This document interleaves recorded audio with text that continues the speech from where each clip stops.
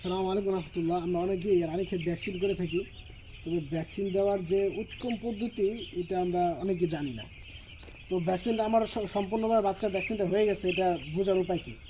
আপনার বাচ্চাটাকে যখন ভ্যাকসিন দেবেন, খেয়াল করেন, আমরা ভ্যাকসিন দিচ্ছি,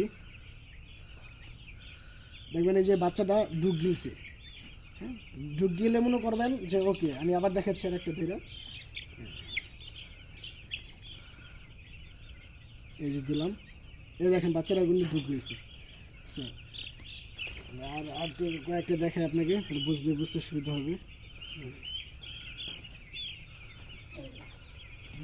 এই যে বাচ্চারা ঢুক গেল, এটা বুঝবেন যে আপনার ভ্যাকসিনটা কমপ্লিট, একদম পরিপূর্ণ হয়ে গেছে।